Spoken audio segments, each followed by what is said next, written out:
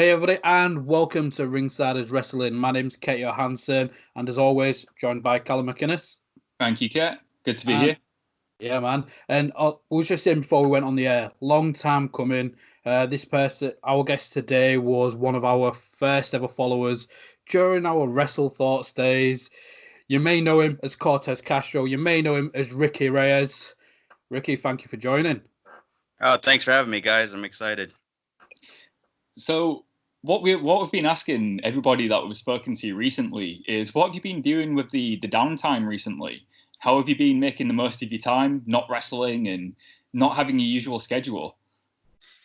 Well, for me, it's extremely difficult because I don't like to take time off or have any kind of downtime at all. So just pretty much taking advantage of being home with my family, with my son who's 5, and my wife. We have like crazy schedules. She's a like health coach, trainer, and yoga instructor. So our schedules are kind of all over the place with like me being at the gym all day and traveling, on the weekends. So right now we're just, there's nothing you can do except just go with the flow and try to make the best of it. So we just, spend time with our son and, watching Netflix and, just the normal stuff, I guess, what normal people do on their days off. Because I just, I'm not like that. Like, if I could take maybe, a weekend off of wrestling, but by Sunday, I'm like ready to bounce off the walls, going crazy. Sure. So this is really, really difficult for me. But my son makes it easier. We go, teach him to roller skate and go outside when we can, when the weather's nice, and just stuff like that. So that's really it. Like, trying to rest and recover for the most part. And, Yeah. Making the most of the time that you've got. I mean, it's not great that what's going on in the world, but I think the most you can do is make the most of what you've got. And like you said, it's time to spend with your family, time to maybe rest up a little bit, and then come back better than ever when wrestling does return back to normal.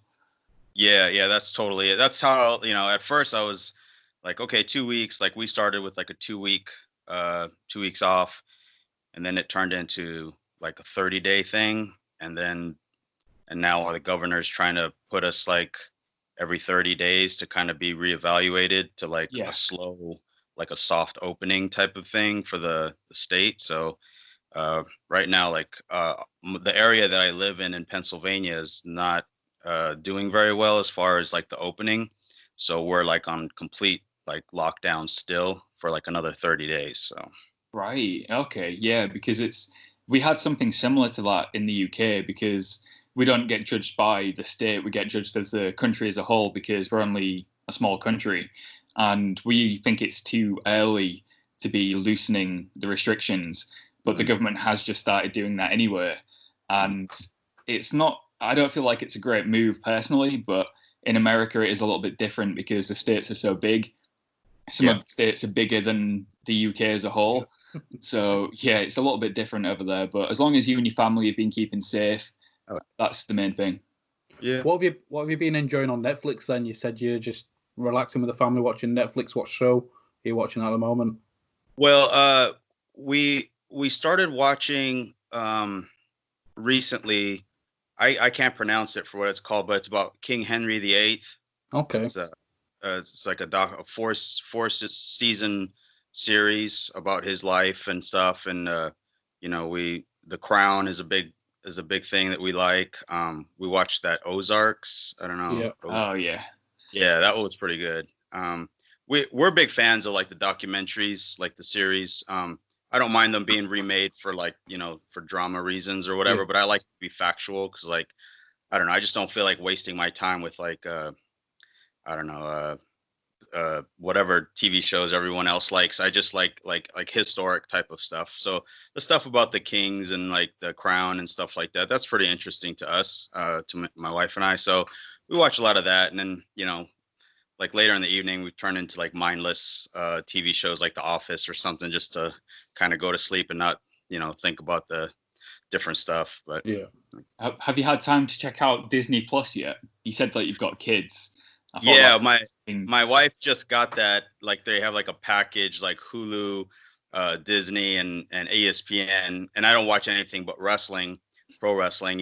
So like we started watching that Michael Jordan The Last documentary. Dance. Yeah, we started Yeah. watching that, which was really cool because I used to play a lot of basketball when I was really young, like in elementary school and junior high. So I was growing up during the whole Michael Jordan boom era, just living in Southern California. I was a big Lakers fan, so a lot of Magic Johnson, Larry Bird, Yeah. a rivalry. So it was pretty cool to kind of relive those games and those years, stuff like that. But yeah, my son loves the Disney Plus stuff. So Well, before everything happened, obviously you was a Ring of Honor tag team champion with Rocky Romero, Havana Pitbull, and Ring of Honor was doing past and present. They seemed to be doing some incredible things, had some incredible things planned, and it was going to be the Havana Pitbull reunion. What was your thoughts on going into that? oh, super excited! Like all of us, older Ring of The Honor guys. OGs. Yeah, the OGs. We were all pretty excited. I was really excited to be there all weekend to see some of the, like John Walters and Doug Williams, and I saw that Doug had retired. It was a couple years back, like in Progress, I believe it was. Yeah.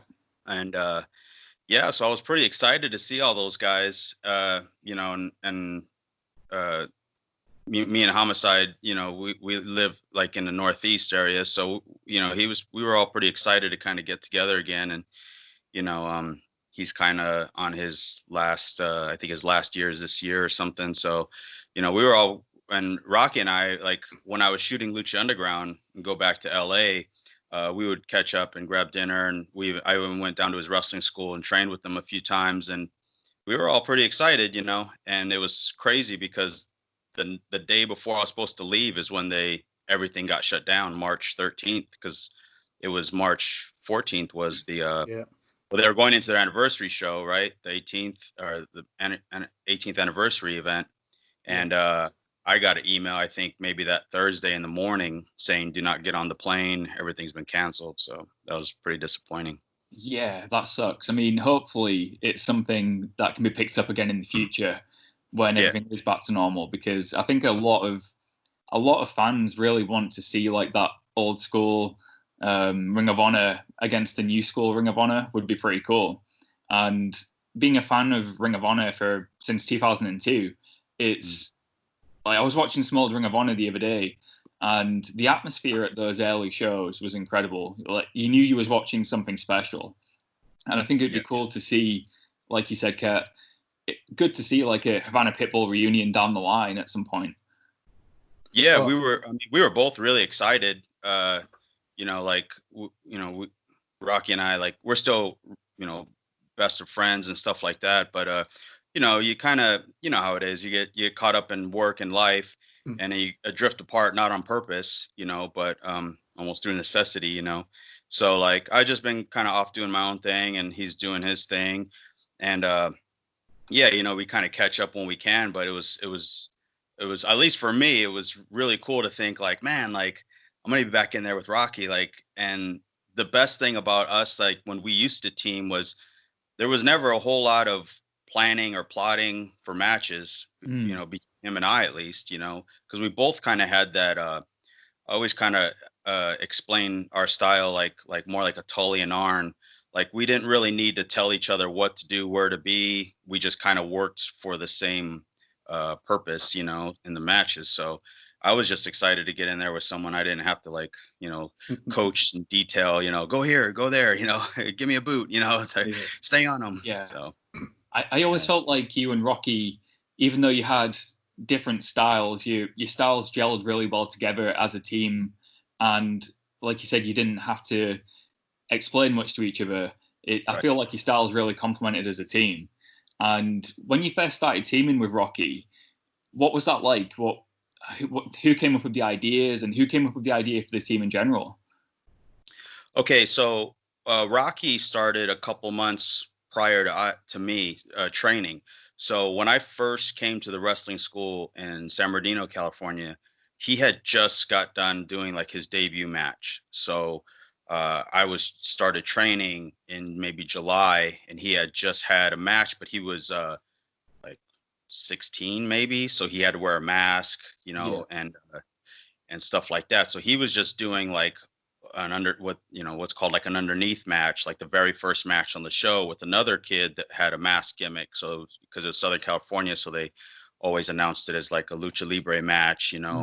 So they'd go out and do a bunch of high spots and kind of wow the crowd to start the show. But he eventually did something where they did a mask versus mask match at a big show, and they had nothing for him. And at that time, I amateur wrestled in high school just for pro wrestling. So like I was that idiot, trying to drop kick everyone in amateur wrestling. And so when I got to pro wrestling training, a lot of people would say like, "Oh, can you do a clothesline?" And I was like, "I don't know. It's like this, right?" And they're like, "Yeah, perfect." So I caught on really well. So within a few months, the promoters that ran the school, they were like, "Okay, you need to figure out like a gimmick and to come up for a gimmick for the shows. So have you start wrestling." At that time, Rocky had lost his mask, so I didn't come up with anything, and the promoters wanted another heel tag team for the babyface, because they just had this babyface team win the belts, and it was kind of a joke because we were both like annoying, like as young wrestlers starting out, not in a bad, just like an annoying, like oh, when the ring set up, can we get in? It's like, no, Eager. Yeah. Almost showtime, get out of the ring. Oh, one more spot.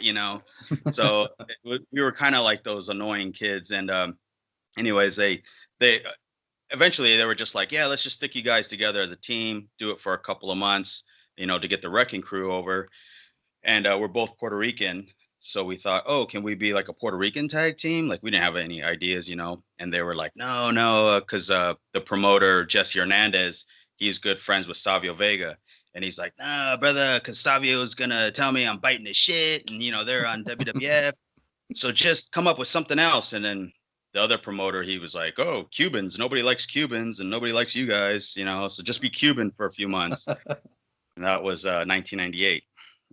So, wow. So yeah. The whole thing came from no one likes Cubans, nobody likes you guys. That's a great gimmick for you. Yeah, it was just through necessity. They're just throw you guys together as a team. But we trained together. Like we were very much, we would consider like training partners. Like I'd make sure he was there and I was there every day. We didn't miss practice, so it was Tuesday, Wednesday, Thursday, and then Saturday mornings. So we were there all the time, and that's how like our timing and stuff like that kind of started to work together. That's cool. So you mentioned that you did amateur wrestling before you got into professional wrestling. So did you start off as a fan of professional wrestling? Have you always been a fan, or is it something you got into? Oh no, I was always a fan. Like since I was 5, I watched Hogan beat the Iron Sheik a Saturday morning with my dad. And I turned to my dad and I said, I'm going to be a wrestler when I grow up. Like, that was it. Like, I remember specifically him saying, like, all right, shut up and sit down. I can't see. And I remember sitting down thinking, that's what I'm going to do. I'm going to do this. Like, I loved it. Like, what I find really cool is no matter how many people we speak to, and we always say to them, have you always been a fan? One of the things that they all say, every single person, is, I watched wrestling with my parents and I said to them, I'm going to be a wrestler. And It's like you just decide at that second, yep, I want to be a wrestler. That's it. You don't want to do anything else in your life. You just want to be a wrestler. And how did your parents take that when you told them? Like, was it something they supported, or were they a bit skeptical? No, they hated it. Like, especially my mom. Like, yeah, like, and that was it. It's crazy because people don't really understand, for a guy like me at least, like how much wrestling meant to me. It was it ended up becoming a part of my whole childhood, and the most important part of it, because that was when me and my dad, like, he wasn't so much my dad, we were together watching something and enjoying something together. So it's more emotional than it is, anything else, because my dad worked a lot. I didn't have a lot of money growing up and stuff, but my dad like worked 2 jobs all the time. You know what I mean? And it was one of those where when he did sit down to watch something, he was a big wrestling fan. So it was that connection that we had. And like going into like elementary school, like I played basketball because it was Southern California and you're always outside. So, Mm. cheap thing to do is walk to the park with your friends, and you play pickup ball all night, and um, so I always just loved wrestling. Like I was the weird kid at school that had the wrestling magazines. Anyone that knew of wrestling knew I loved it, so we would secretly talk about it, And it's funny how no one liked it, but everyone knew all the wrestlers, right? Yeah. Like, Of course. Yeah. yeah, of course. Growing up back then, it was always, the Road Warriors, and the guys in the '90s, the characters, the Doinks and the Undertakers and $1 Million Man, and so yeah, I loved it, and I remember I got to high school, and after my freshman year, you're scared and nervous, whatever, your first year in high school, and I just remember seeing the guys coming out of the wrestling room and they were all jacked, and really intimidating, because even though the wrestling program wasn't like a high profile type of thing like basketball or football in Southern California, the wrestlers were the most respected athletes on the school ground because them and the water polo guys were like the toughest dudes Yeah. around because they didn't get that recognition, but they knew that to go play that sport you had to be like really tough, and I just thought, man, I want to be a wrestler. And I started tape trading, watching stuff in Japan, seeing like the Steiner brothers in Japan. And that's when it clicked. I was like, that's the wrestling I want to do. And I always remembered like Scott Steiner, like throwing guys with ease. And I thought, I want to learn how to do that, So I remember I was like, I went into the wrestling. They had a big tin shed out back past the football field, and it was all by itself. It looked like a deserted, like abandoned building. And I remember I walked in there and, bunch of the guys were lifting weights and like some were doing drills. And I said, I want to go out for the wrestling team next year. And they're all like, oh, you're a basketball player. Get out of here, basketball player, and like, you don't belong here. And I was like, no. Like, I want to go out for the wrestling team. So I started working out with them during the summer. And then season started when the school year started. So yeah, I did it for pro wrestling. Like my whole intention was to be a good wrestler like Scott Steiner, so I Yeah. wouldn't get beat up in the ring. And it was merely for self-defense. Like that's all it was. Because I was A lot of small. people forget that Scott Steiner is a very accomplished wrestler too. Yeah. He used to be fantastic, and I mean he still is in his own way. Like, but in his early days, he was a fantastic amateur wrestler. And the stuff that Scott Steiner used to do, or the Steiner brothers in general, was way ahead of the time.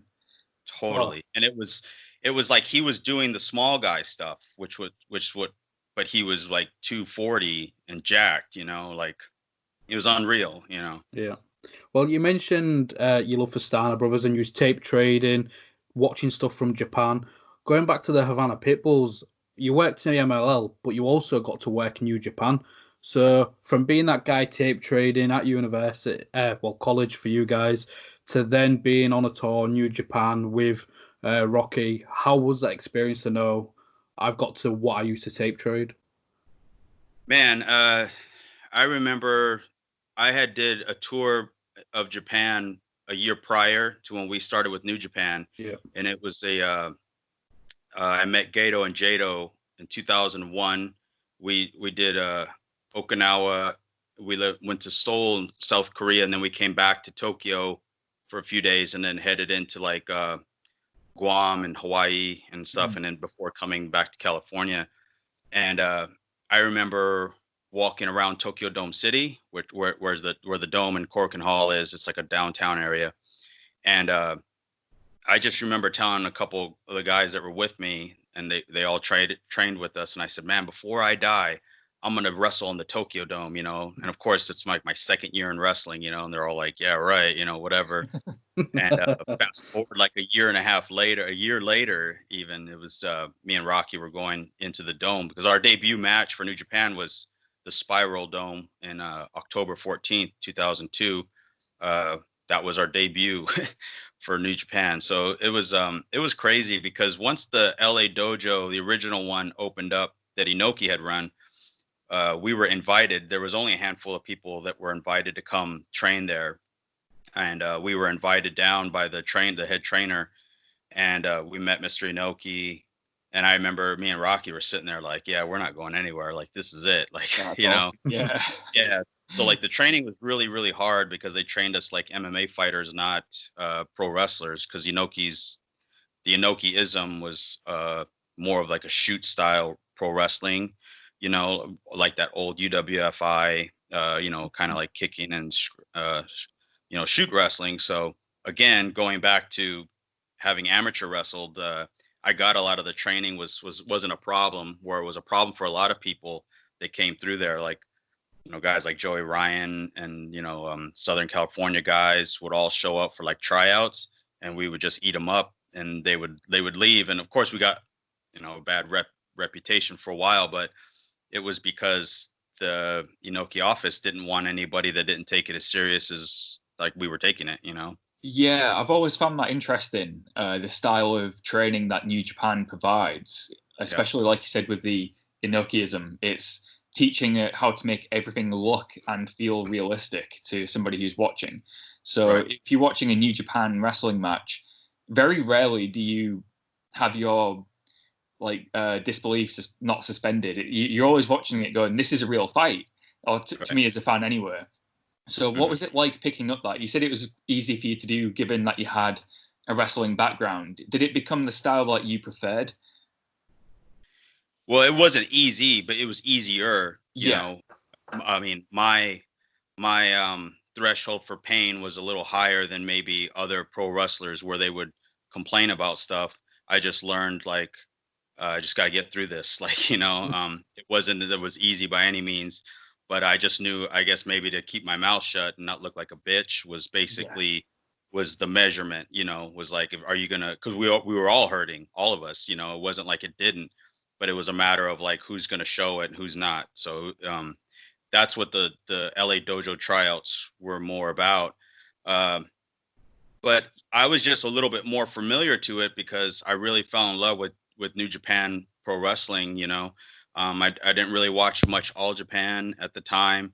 I just mainly watched, you know, Jushin Liger. Like I knew of him, you know, going into pro wrestling and stuff, and you know, Dynamite Kid and the British Bulldogs and stuff like that. But the like Dynamite Tiger Mask, obviously, you know, was a big influence because it was like almost like a striker versus grappler type of fight. Sure. And that's kind of that's very much the feeling I had gotten. So the style of training and stuff like that, like I just kind of I enjoyed that more. Like I like to work hard, you know, like I'm one of those guys that every now and again I get someone that's wrestling me like oh, you know, you can hit me as hard as you want, and you know, I don't know, it's like a weird uncomfortable conversation I have to have from time to time, like because they believe that I hurt people, like, you know, with some stuff. And it's not that. It's just it's the delivery, it's the intensity, it's the feeling of it, you know. But I like that style of wrestling, you know. Just kind of like more smash mouth. You know, the crowd enjoys it more. They get more lost in it, you know. It's wrestling needs pro wrestling is its own thing, and you know, to have a great show, you got to have a little bit of everything. You know, you got to have some ha, you know, you got to have a lot of characters, you know, but just as important as that is you got to have that match where it was like, oh man, these guys, they don't really like each other, you know, like, yeah. And I feel like for us, it was like because we were smaller, you know, and we wanted to just be recognized as a good team, not a good small team. Like we just wanted to be a good tag team in wrestling. So we knew we had to get in there and fight for it, you know. So it was like a lot of that, though, people don't realize is us taking a good ass whooping, because if we come in with that intimidating look, in order to get the opponents over, they have to beat us up, you know, for us to beat them up, you know, and that's the story, you know. So we started to get the reputation of being guys that would beat guys up, but a lot of people don't understand, like, you know, we need to get beat up to get pissed off. It works both ways. Yeah. Right. Yeah. So we had to figure out ways where we could look like they were out wrestling us to piss us off. So that was, you know, the psychology part of our gimmick, you know. Yeah. Well, you mentioned Liger and Tiger Mask, and they were two people that you knew of. That Tokyo Dome show that you mentioned, Spiral, You was teaming with the American Dragon Daniel Bryan Danielson, against Liger, Kakihara, and Tiger Mask. So you're only a couple of years into your career, and there you are. People laughed at you when you were saying, I want to wrestle in the Tokyo Dome. And you're in the Tokyo Dome teaming with your best friend Rocky, teaming with Daniel Bryan, but also against those greats. How does that feel to even look back at that now? Scary. It's like I can feel when we were walking out there, like TJP was in our corner and we were about to walk up to the curtain, and he turned back and looked at us and said, "This is what we worked for." Like, and it was just that moment where it hit you, and I always remember that, like all of us walking down the ramp together and just being like, the walk is scary, 65,000 people, and you're nervous, but when Liger's music hit and all hell broke loose, we just like shit ourselves, like, holy crap, like, what are we doing? Forever you're gonna feel like, that first time especially, like we don't belong here, like, and then by the time you get hit, you start bumping and moving, you're like, oh, okay, I'm familiar with this feeling. And then it's a matter of, well, they're going to eat me up if I don't go get mine, because they're not as lenient there. I mean, in the Dome, they kind of design it to where they give you a little bit of something, but if you don't want it, they're not going to keep feeding it to you, so you just got to go out there and earn it. And it was a crazy night, man. It was fun. I remember I got back to the hotel and like Samoa Joe called me on my phone in my room and was like, all excited, and so yeah, it was fun. It was one of my moments in my life in general that I'll always remember. A lot of wrestlers say about having the WrestleMania moment, but I feel like for a lot of wrestlers too, having that Tokyo Dome moment is just as important as well. Well, yeah, 2 weeks after a week after the Dome, Scott Norton joined the tour that we were on, and I guess it hit me when he said it, because we went down to the lobby and we met him for the first time, and he said, "Hey, did you kids just work the Dome?" And we were like, "Yeah." And he went to me, Brian, and Rocky individually and shook our hands, and he goes, "Well, congratulations." He says, "That'll be something. That's something that puts you on the map. You've officially made it as a pro wrestler." And he said, "It's something no one will ever be able to take away from you." And it was kind of like that moment where we were like, kind of realized, like, we knew we did something cool, but where we knew we did something that was meaningful that a lot of people try to do, and it was just like a neat moment because he just met us, so he didn't need to be Mr. Nice Guy. And he was like the coolest guy many times around, to help us out a lot, and he was one of those old school guys, that came from the 90s, New Japan, where you saw him, you're like, oh shit, that's Scott Norton. It's even today, like I still once in a while, Twitter, Facebook and stuff, talk to him, and he's so cool, But yeah, it was neat. It was it was so cool to have done.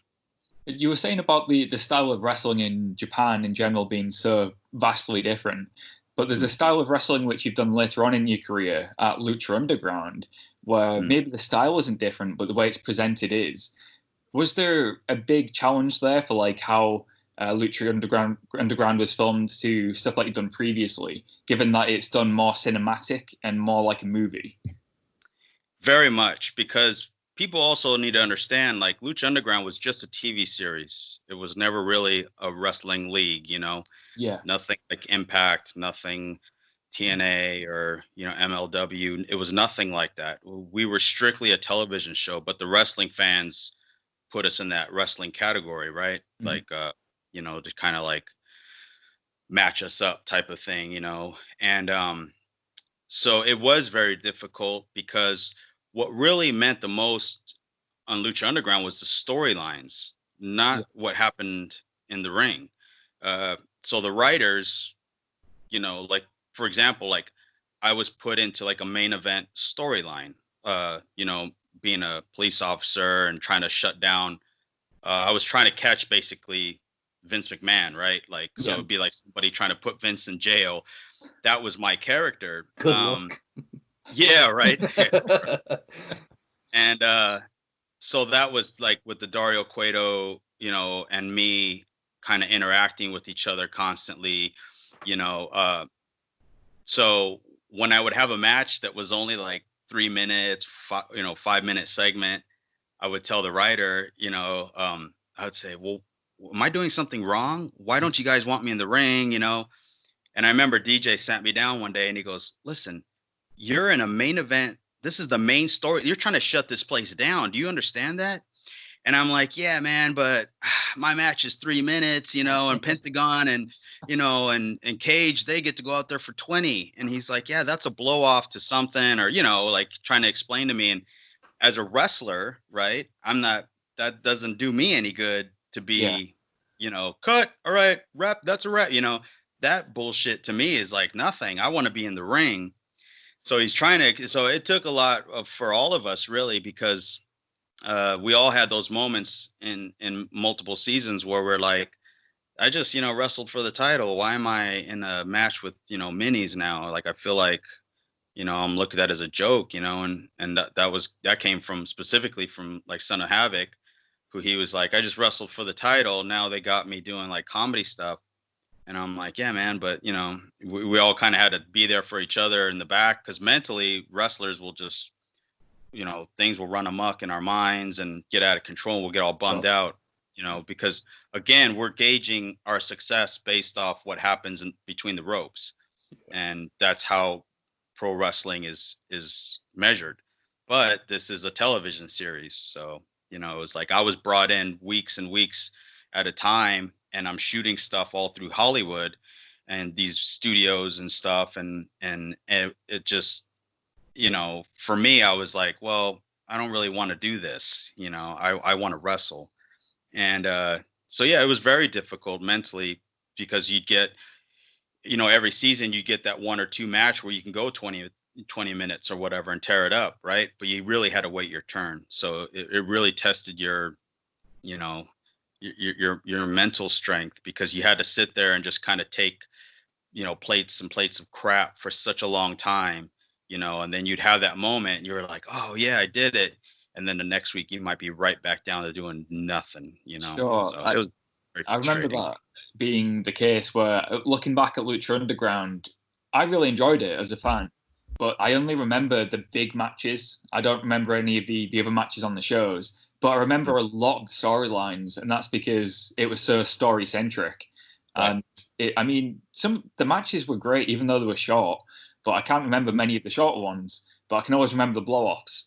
And I Right. think it would be great if there was like a mix of having the wrestling with that style of cinematic wrestling. It would be an incredible product, because I think cinematic wrestling nowadays, especially now, say WWE has cottoned onto it, it's becoming more and more of like a normal thing, especially in the last couple of months with the pandemic going on.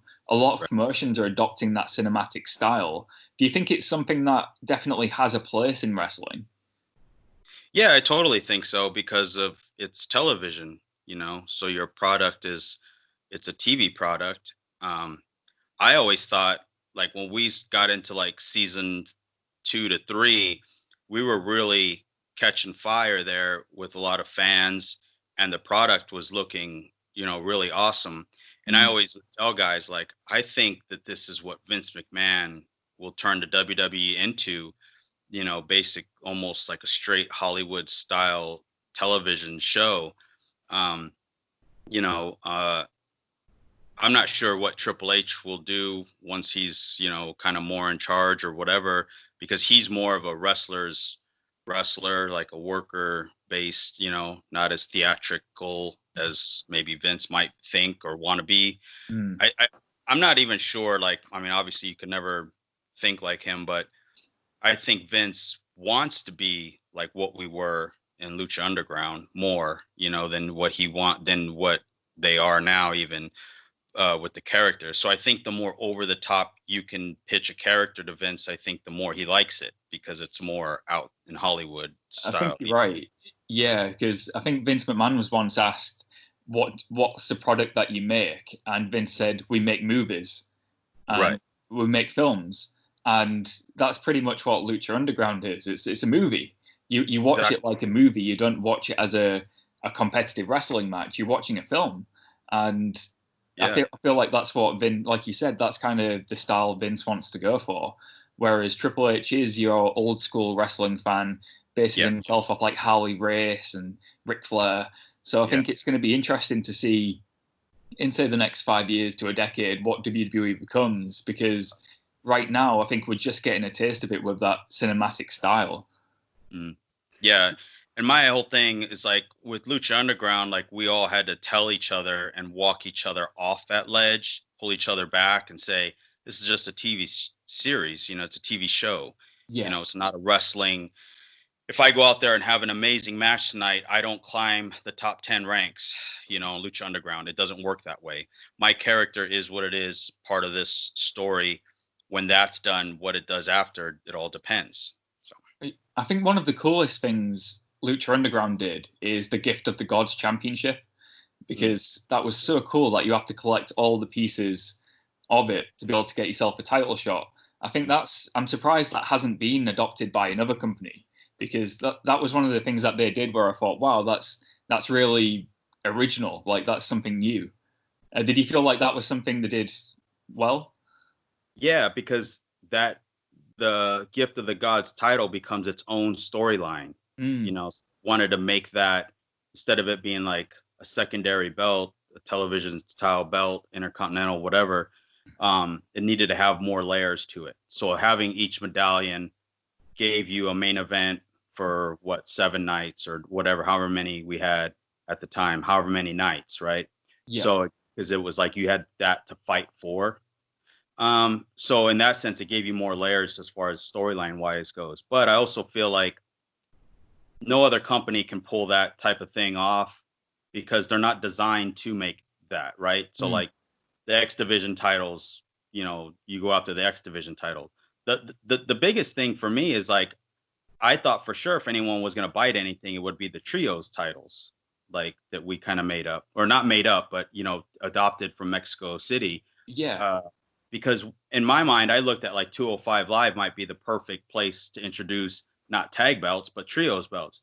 Now you have an opportunity to have six stars on television at one time.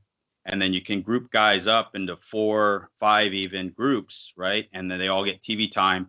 And then you start mixing up the different styles of each character. Because like what we ended up doing with Lucha Underground was like the trios titles were we were supposed to win them. The crew, Bale, Cisco, and me. Yeah. We were originally supposed to win the belts, but Angelico, Son of Havoc, and Ivelisse got so over. Each of them individually were already over, and when they threw them together, we had a meeting the day of that we were supposed to tape. We were told weeks in advance, like, yeah, you guys will come in at the end of the tournament, you'll destroy them, and then you'll take the belts without even being in the tournament. That's where you're going to get your heat. And we thought, oh, okay, awesome. The day of, we get pulled in the office, and they're like, look, Angelico, they may riot if they don't win those belts and walk out of here with them, so we were looking at it like, wow, we got that much heat if we came in, which is awesome, but I was also happy because they got over between the ropes in the ring and pushed the writers to change the whole storyline, which was more important to me as a wrestler. I was more proud of that. Like, yeah, hell yeah. Like those guys are over, and they got over with the fans, and then the fans, that translated people tuning in to watch them win the belts, so it was really cool. Whilst on the topic of Angelico then, that drop kick. Yeah. What was your thoughts on him even attempting that during the match and doing a leap like that? Well, immediately following, he had dislocated my shoulder when I landed. So if you watch the clip over, when he's laying there, if you look just at me, I grabbed my wrist and popped my arm back into the socket because it completely came out when I landed. We were together the night before, and we were super excited because we did a tag match that night, and the crowd was insane hot for it. And it was just Cisco against Son of Havoc and Angelico. And it was maybe like 5 minutes or something, but man, it was a fun match. And the crowd was just on point. When you put a match together in your mind, you don't necessarily think of the moves as much as you think of how the crowd is going to react at certain moments. So you just try to build and build and build. And then we were sitting together, and he did the crossbody dive maybe the month prior. And he goes, man, I feel like I got to do something. And I said, yeah, man, totally. And it's just me and him. We're sitting on the steps and we're looking up at the top of the office part where he had jumped. And he goes, what if you're like climbing and I drop kick you off the ladder? And I looked at him like, yes, let's do it. So we get up and we start kind of gauging, like looking, and then we ask for one of the ladders and we put it in. And he goes, all right, don't go past the third ring. And, that should be good. And so he tried a couple, and he goes, yeah, he goes, let's do it. And I remember the next morning we get to like catering or something, and Chavo's the agent for the match, and I follow Chavo around like a puppy dog every day, and so he's like, hey, how you feeling about tonight? And I said, good, because we had talked to him the night before. He goes, you sure you're okay with everything? And I said, look, man, I'm gonna be honest with you. I said, he's either gonna break my ribs when he hits me, or I'm gonna dislocate an elbow or an arm or shoulder or something falling off the ladder. And he goes, we're just gonna have to scratch it. And I said, no. And I grabbed him by his arm and I said, no. I said, it has to be done. I'm just telling you that I'm gonna be injured after this is over. And he goes, then don't do it. And I'm like, no, you don't understand. We have to do it. Like, we've gone too far. We built the entire match, to this moment. And again, it was, for me at the time, the biggest thing anyone was going to see from me, and we just wanted to make it work. So yeah, it went the whole match. The funny thing about that story leading up to that is the week prior to the ladder match, even that whole weekend, I had knee surgery, my meniscus removed out of my left knee. So I was working in a lot of pain. And I remember I went and I got it done on a Tuesday, and I had that week off. And then the next week I went back for that weekend. And when I dislocated my shoulder, I went to the hospital that night. They checked it all out, wrapped me up. That next Tuesday, after I flew home Monday morning, was my checkup for my knee. And I walk in with my arm in a sling. And I remember the orthopedic surgeon was like, I didn't do that to you. And I said, no, this is the next thing on the list we need to figure out, and it was just, he goes, man, you're a mess. And I'm like, yeah, you. As a doctor, you must be an absolute nightmare patient. Like, yeah. Well, he did a lot of operations and stuff on guys from the Philadelphia Eagles. So he really understood my mentality. Yeah. Because like when I told him about my knee, I had to wait like 3 weeks to get the surgery because we kept taping. And then the first thing I would ask him was, well, how long until I can get back in the gym? And he goes, look, man, he goes, do you have a week where you can stay home for 5 days? And I said, stay home? And he goes, well, I don't want you wrestling, but you can go to the gym. And I was like, all right, so it was like an argument with him, and so, yeah. And then after I came back and got my shoulder looked at, he, wanted to do surgery. And everybody that ever did a shoulder surgery was telling me, man, that's like months and months out. I said, well, let's do rehab and see how it goes, and he's like, all right. So I just rehabbed it really hard, and, it hurts, but whatever, Has that been the last injury that you got, or have you had any more to go back through with since? It was back in 2 weeks. Yeah. yeah, right. Well, luckily for me, I rarely get injured, like I'm always hurt or hurting. But I mean, I had broke my arm in 2003 blocking a kick, snapped my arm in half, so I was in a cast. And then the shoulder was really the only injury I had to take off. Like the meniscus was that's just wear and tear. And I got that surgery on a Tuesday morning. Thursday morning, I was back at the gym on the elliptical doing my normal routine, because my surgeon was telling me with the meniscus, it's just pain. Like once it's torn, it's like cartilage, it's torn, and you just feel it when it opens up. And he says, if you can deal with the pain, you can keep wrestling and keep lifting. And, he kind of gave me like a routine to do for legs to help strengthen everything around it. So the more that you work out and keep your body intact, the faster your recovery becomes when you have a surgery or something where muscles have to rebuild, and they're already strong and tight and everything else. So luckily, like my hobby, I guess you could say, is working out. Like I like to be in the gym all the time, so that helped out a lot. But yeah, other than that, like luckily I rarely get hurt. I also like when I'm out there wrestling, I'm not the Daredevil style wrestler anyways, so I have that going for me. I'm the guy catching the Daredevils or getting drop kicked by the Daredevils, you know. So yeah, and I was always kind of taught with the old school mentality of difficulty of 5 but execution of 10. So, you know, it's very hard for me to go out and do something. It's very rare I'm going to leave the curtain thinking this could end badly, and that was one of those nights with Angelico. But also because we all were like so close and so tight, like I knew that this is what I could give to the company, and this is what I could give to these guys, and the storyline, which was to take this fall and this bump, no matter how bad it ended. Like I literally knew it was going to end badly, and I just didn't care. I was like, it has to happen. Well, it paid off because a lot of fans do remember that. So it's was one my of the plan. most iconic. Yeah, it's one of the most iconic scenes in Lucha Underground. And what was Chavo's reaction like then? You've told him, "Hey man, I'm doing it, but I'm going to get injured," and then you go back and be like, "Told you I've got injured." Yeah, that's literally what I told him. I was like holding my elbow, and I said, "I told you." And he's like, "Jesus Christ," you know. He's like, "What the hell's wrong with you?" And I said, I don't know if I'll ever get to a WrestleMania, man. So this may had to have been it for me, you know. And he just kind of looked at me like, you know, like I get it, you know. As a wrestler, he got it, you know. If it were like the Hollywood producers and stunt guys that were there were like, why would you do that, you know? And like, you know, we only get one take out there, you know, and you got to do it. And I completely get that. You, as a wrestler, you're wanting to make those moments that people remember and those things you can look back on and go, that was cool. And that definitely is one of those moments as a wrestling fan too. Seeing that dropkick, it's something that stands out. Like I said, I remember a lot of the moments from Lucha Underground, and that's right up there with some of them.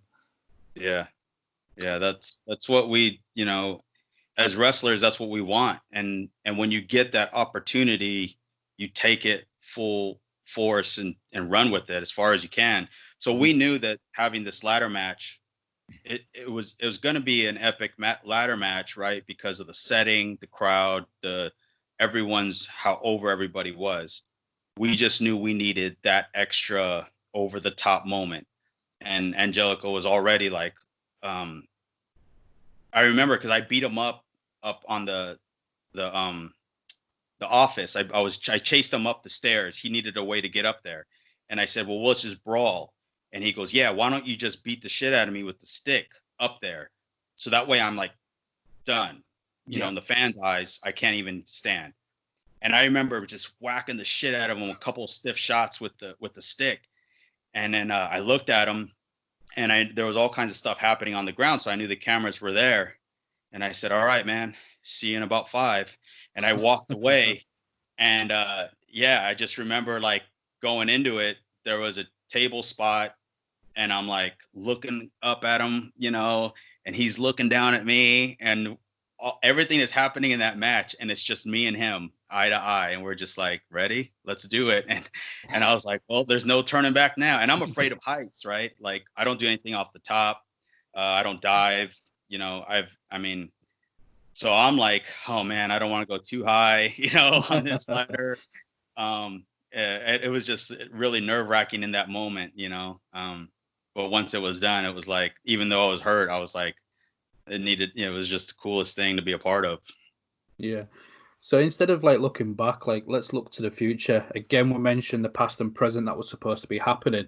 Could we see a Havana Pitbull reunion? Like the tag team wrestling world is, to me, the best it's been in decades. For each company, you've got AEW, NWA, Impact Wrestling, MLW, New Japan, all these companies putting on fantastic products around the tag division. Is that something you're wanting to do going forward? Yeah, I think Rocky and I we were excited to have that match at least. And I'm sure that we're both would be open to doing more if it presented itself. we definitely don't want to be forcing it if the crowd didn't like it or anything like that. Mm-hmm. We were excited to get in there again together, and still are, because we were told that they're going to come back around to it. Oh, good. Later. So when, obviously no one really knows, but the idea is that it's still an option to be there. And then after that, I was just kind of like, you get busy again doing your own stuff. So if that is an option to start doing on top of what we're already doing, I'm sure both of us would be excited to do it. Yeah. Yeah. I mean, I know a lot of fans all the time bring it up. So even before the past and present, they would kind of like ask me like, do you talk to Rocky? And I'm like, oh yeah, we don't really talk every day or every week even, but we're still good friends. And, both of us would be up for whatever. I posted in a few Facebook groups today asking if there's any questions to ask when we do the interview with you. And most of them, if not all of them, were just saying either what's next for you or when can we see you and Rocky teaming up, because of the fond memories with the Havana Pitbulls. And I was like, well, we're definitely going to ask that. Is there anything else? But apart from that, it's just wanting to know what's next for you and what the future holds. Like you said, it's unpredictable at the moment, and you're just going to do your own thing. And if an opportunity comes, you'll take it. So I think that's the best way to be right now. Yeah, totally. I mean, I keep busy and I wrestle every week all over the place. So, Ring of Honor, is definitely a place where I've always loved wrestling there. And it, we just have to wait and see after that. I feel like something's going to open up, from it. And, everything's so wide open right now. I'm excited for New Japan being in the US a lot more once everything gets back to normal. Because they had planned like the MSG show in August, which got pushed back. But like I talked to Rocky when they first started doing those, and he said, as soon as something opens up, I'll definitely give you a call. And I was like, oh, okay, cool. So I kind of have that in the back of my mind as well. But yeah, I mean, like I'm pretty open to anything right now. Right now, I want everything to get back to which was like busy schedules and doing that stuff, and then stuff like that. So well, I'm sure I speak for Kurt too. As a fan, it would just be cool to see you in as many places as possible, and being a UK fan, it would be even better to see you in the UK at some point. Yeah, I haven't been there, and geez. Did you guys ever watch 1PW? Oh yeah, I used to go to the shows. Yeah, it's only Chapter? about 20 miles away from where we are. Oh, okay, yeah. So I did a few of those. Yeah, I haven't been there since then, and I think I went down there when it was like almost like a TNA house show. TNA ROH house show was like, I think Aries and Strong and me and Homicide and like a tag and Spud and Cabana were a team one time, and Tracy Smothers. Oh, I remember the one time Tracy Smothers had me. It was that's what it was. It was Tracy Smothers and can't remember his name. And it was me and Homicide, Jody Flash, and Johnny Storm, Spud, and Cabana, and we did like a 4-way tag. And what was it? Smothers got on the mic and said, if people start a dance off, he's going to kill everybody in the building or something like that. I remember that. And then they did the dance off thing, and then me and Homicide's music came on last, and we just beat the shit out of everybody, and it was like awesome. Yeah, 1PW had some great moments like that with Tracy Smothers, especially. I didn't know really who he was at the time. I was only 16, 17 when I was going. And I was like, who is this guy? He's amazing. Yeah, he's crazy. That's how he was with me in the back. I remember we were going over the match, and he goes, hey, brother, you do all them kicks and suplexes and all that? And I said, I can, whatever you want to do. And he goes, go ahead and start that, and I'll join you later, like that, and turned around and walked away. And we were like, what? Yeah. Can you remember which 1PW shows you were on? Because I went to quite a few, and I'm wondering if, I'm pretty sure you must have been on one of them, because they used you quite a few times, I believe. Yeah. I I had just moved to the East Coast when I started. So 2006, is that right? When they would run? 2006. Yeah.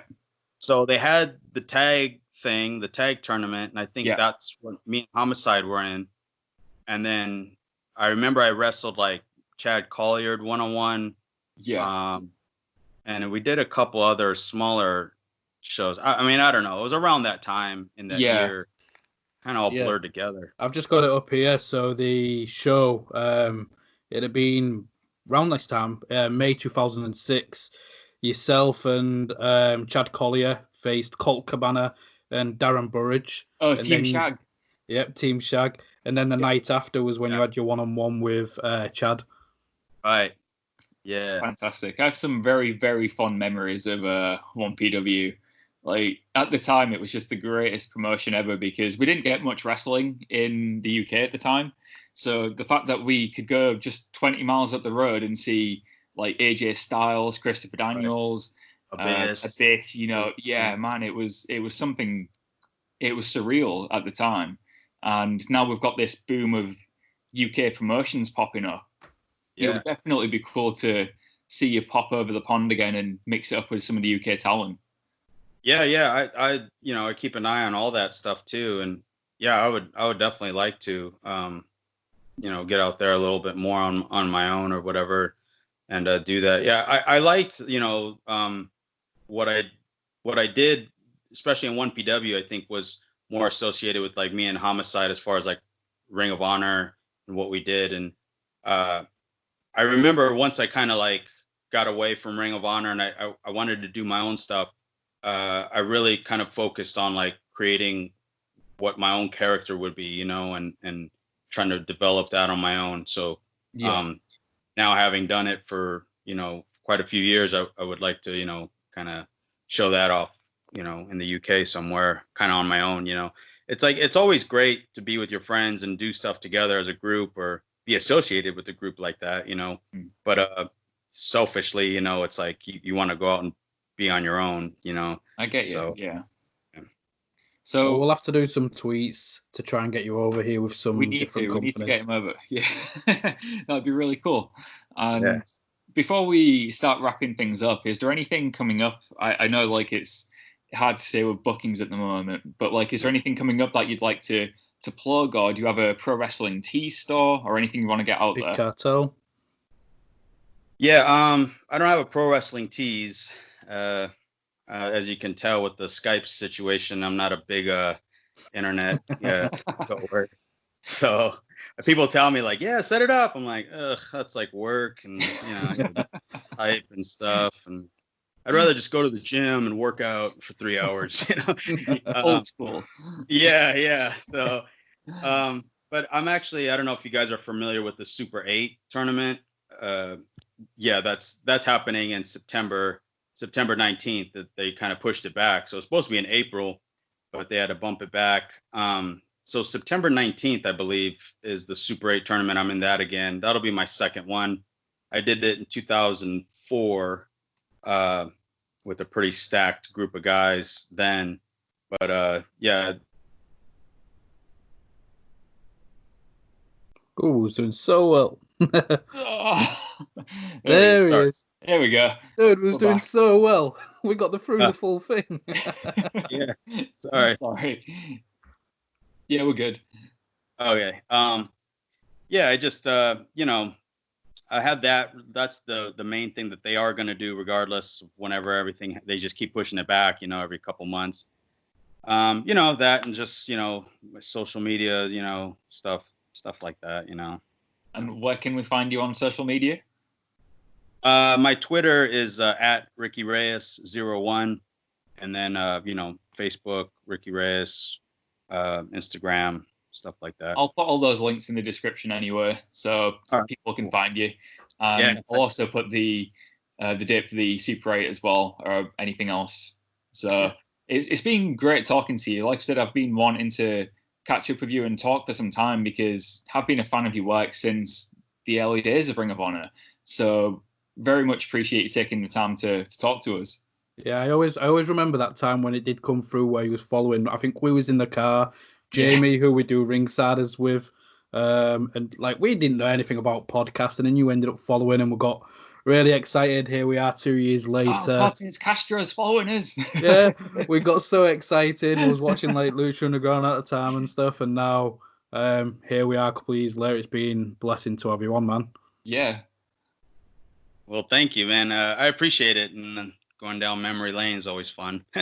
Well, we'll have to do it again sometime as well. So we'll catch you in the future. Cool. Yeah. Awesome. Thank you. Thanks for joining us, and we'll see you soon.